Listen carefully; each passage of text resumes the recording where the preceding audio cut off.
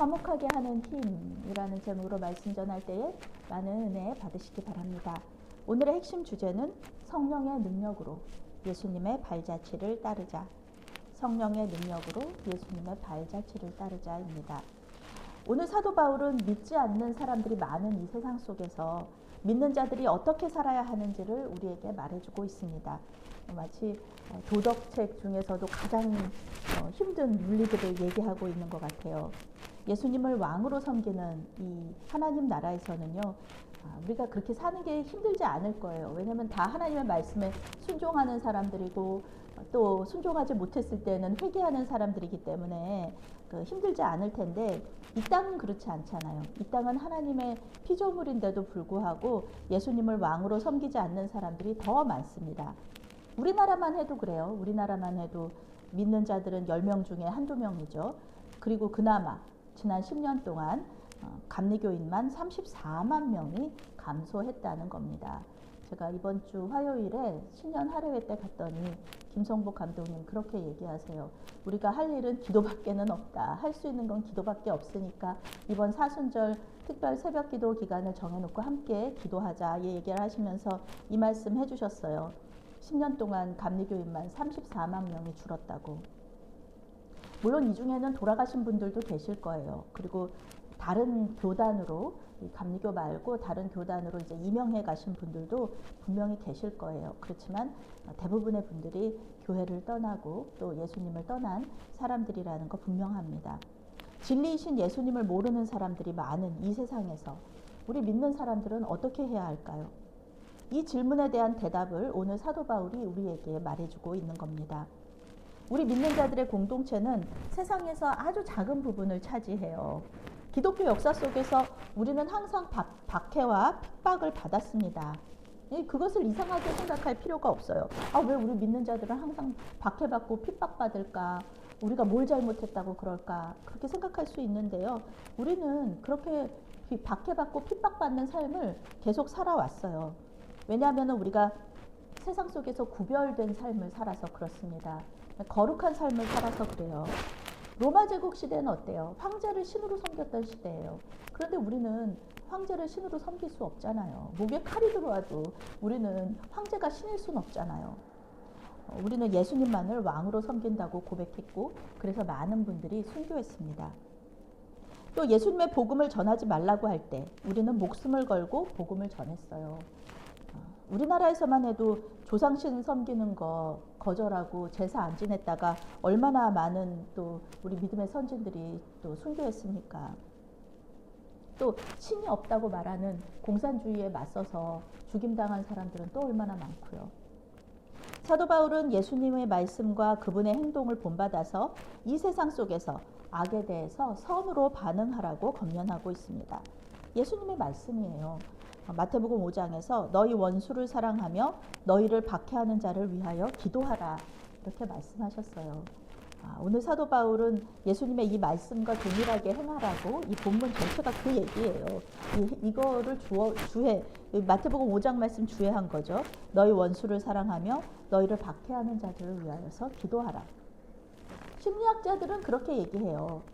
진짜 좋은 친구가 어떤 친구냐? 슬픈 일이 있을 때 함께 슬퍼하는 친구는 그냥 그런 친구예요. 진짜 좋은 친구는 어떤 친구냐면은 기쁜 일이 있을 때 함께 기뻐하는 친구. 그 친구가 정말 좋은 친구라는 거예요. 우리 속담에 이런 거 있잖아요. 사촌이 땅을 사면 배가 아프다. 우리 인간의 연약함 중에 하나가 뭐냐면은요, 남이 잘 되는 것을 보면서 진정으로 축하해주고 기뻐할 수 없다는 겁니다. 우리 인간의 죄성이에요. 왜냐하면 다른 사람과 비교를 통해서 우리의 그 존재 가치를 평가하거든요. 사촌과 경쟁한 것도 아니에요. 그런데 사촌이 잘 됐어요? 그러면은 나는 상대적으로 실패하고 패배했다고 생각이 드는 거예요. 그래서 그렇게 괴롭고 불행한 겁니다.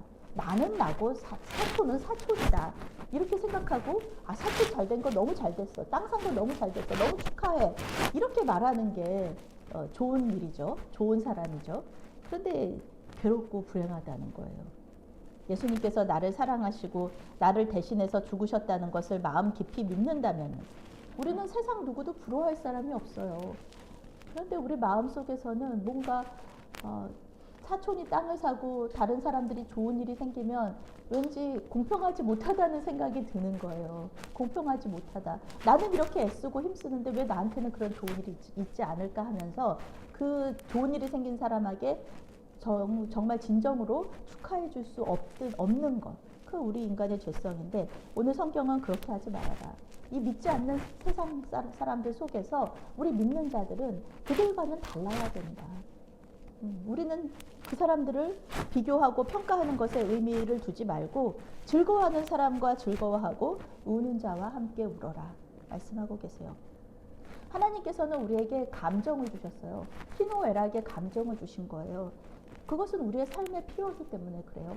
우리의 인간관계 속에서 필요하기 때문에 그래요. 저도 감정을 많이 절제하고 감정에 사로잡히는 거를 좋아하지 않는 사람 중에 하나인데요. 그렇게 하지 말라는 거예요, 하나님은. 다른 사람의 감정에 공감하는 것 역시 하나님께서 우리에게 주신 선물이고요. 또 다른 사람들에게 예수님의 향기를 드러내는 그런 일이 될 수 있다는 겁니다. 또한 사도 바울은 서로 마음을 같이하여 높은 데 마음을 두지 말고 도리어 낮은 데 처하여 스스로 지혜 있는 채 하지 말라고 권면하고 있습니다. 영어 성경은 모든 사람과 더불어 원만히 지내며 스스로 지혜롭다 여기며 교만하지 말고 낮은 자리의 사람들과도 함께하라. 이렇게 번역해요. 사도 바울의 권면은 우리 힘으로는 하기 어려운 것들입니다. 상식적인 사람이라면 그렇게 생각할 수는 있어요. 관념적으로 생각만으로 그렇게 생각해요. 어느 누가 모든 사람과 친하게 지내는 걸 원하지 모든 사람들과 원수 지는 것을 원하겠습니까? 겸손하게 사람들을 섬기고 낮은 자리의 사람들과도 기꺼이 교제하는 거. 그래, 난 그런 사람이 되어야지. 그런 사람 좋은 사람이고 착한 사람이지. 이것은 우리가 지금까지 교육받은 거예요. 성경에서도 물론 얘기하는 거지만 사회 교육 속에서도 그렇게 교육을 받아요. 그런 사람이 되어야 된다고. 윤리학적으로 그런 사람이 되어야 된다. 말할 수 있어요. 그런데요, 이것은 원칙적인 이야기예요. 그리고 어떤 면에서 볼 때는 판타지나 신화일 수 있어요. 사람들은 모두 비슷한 사람들끼리 친하게 지내고 싶습니다. 높은 사람들은 높은 사람들끼리 친하게 지내고 싶고요. 다른 사람들보다 또 잘난 사람들은요, 잘난 척하는 그거 하고 싶은 것이 또 인지상정이잖아요. 내가 머리가 너무 좋은 사람이에요. 내가 돈이 너무 많은 사람이에요. 내 지위가 진짜 높은 사람이에요.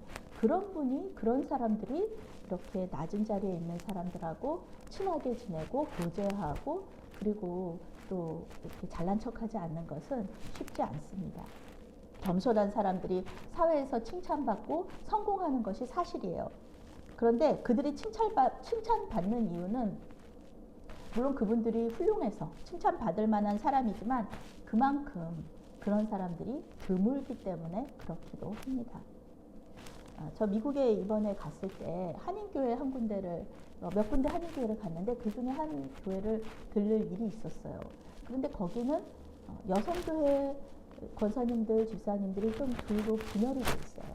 왜냐하면은 한 그룹은 미군들하고 결혼하셔서 미국으로 오신 분들이에요. 그리고 또 한 그룹은 남편이 교수나 의사예요. 오하이오주로 한번 의사들이 대거 이민을 온 적이 있거든요.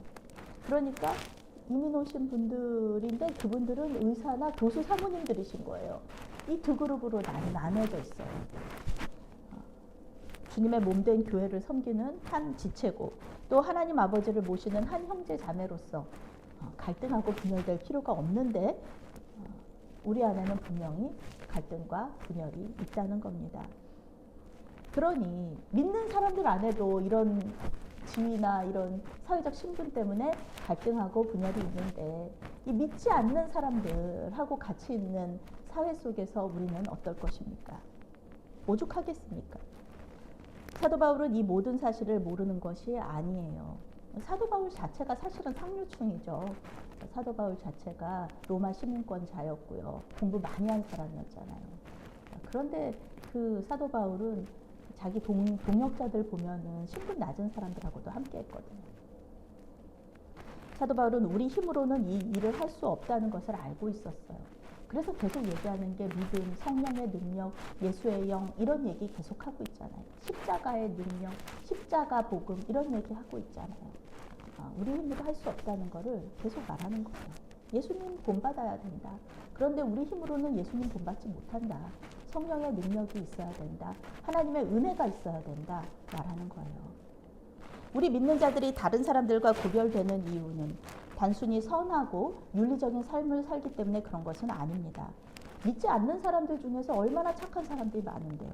좋은 사람들이 많은데요. 그런데 그들 안에는 예수가 없다는 겁니다. 하나님의 형상대로 지음받은 건 맞아요. 사람이니까요.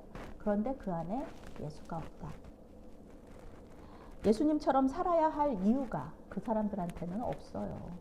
그냥 착한 사람인 거예요. 예수님을 닮아가야 된다? 그런 마음 없어요. 근데 우리는 안 그래요. 우리에게는 예수님이 우리 왕이시고 우리는 예수님의 삶을 따라가야 된다는 그런 해야 된다는 그런 의무감이 분명히 있어요. 이 의무감은 일부러 우리가 그거 해야 돼요 막 그러면서 강제로 그런 게 아니라 우리가 예수님을 왕으로 영접한 그 순간에 우리는 그렇게 결단을 했어요. 우리는 예수님의 자녀고 예수님을 왕으로 섬기는 하나님의 종이고 그래서 우리는 예수님 따라가야지 우리 예수님 닮은 사람 돼야지 난 그렇게 하겠어요. 그리고 저는 영접한 거잖아요.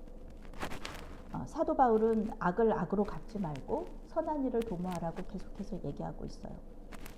우리는 악을 악으로 갚을 수 있는 능력이 있는 사람들입니다. 사실은 하나님이 주신 이성이 있잖아요. 하나님이 주신 건강이 있잖아요. 우리는 말도 할 수 있거든요. 말로도 사람을 얼마나 많이 공격할 수 있는데요. 우리는 충분히 그렇게 할 수 있어요. 못할 거 없습니다. 하나님이 주신 이성, 건강 이런 것들을 사용하면 충분히 할 수 있어요.